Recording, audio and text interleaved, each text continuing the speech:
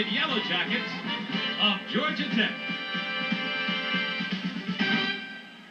Hello, everybody. Along with Tim Foley, this is Bob Neal at Sanford Stadium. A beautiful day for football. Clear skies, temperature right about 58 degrees. Should get up in the low 60s this afternoon. And as people dial in to see this game around the country today, obviously Tech and Georgia always a big rivalry, but a lot of people want to know just how good is Georgia Tech. They're ranked second to fourth, depending on the poll. Some people think they've got an outside chance to be number one in the country by the time the bowl season is over. We're looking at a very talented Georgia Tech team. I think they deserve to be certainly in the top four in the country. Yeah, but I wouldn't say that this would, and don't get mad at me, Georgia fans, I wouldn't say that this is a real strong test for them. They come in with an offense that really has been productive. It's built around Sean Jones. He's kind of the hub of the wheel, but it's not totally dependent on him. They've rushed for 200 yards in 6 of their last 8 games. They've got 5 quality wide receiver and a tight end that's second team All-ACC, so they can hurt you in a lot of different ways. Defensively, Georgia Tech ranked 15th in the country, and their star is number 1, Ken Swilling.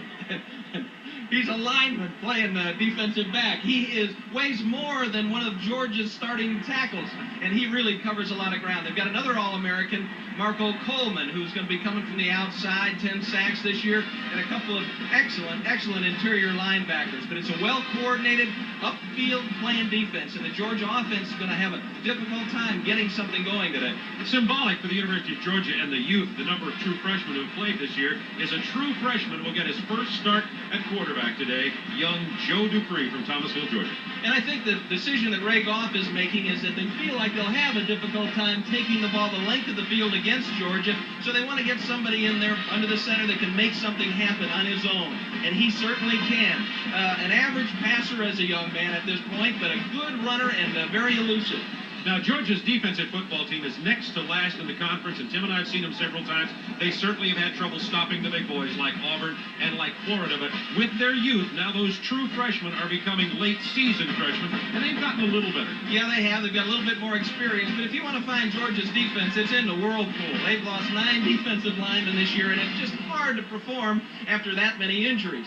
And the field position has been a problem for them. They fought valiantly against Florida and Auburn, but the offense had turned the ball over and made it harder on them than it had to be. A couple of things to remember about this rivalry. In 1942 and in 1966, Georgia Tech came into this game both times undefeated. Both times the Bulldogs upset the Yellow Jackets. We'll see if this Bulldog team is good enough to do that today. We'll be back.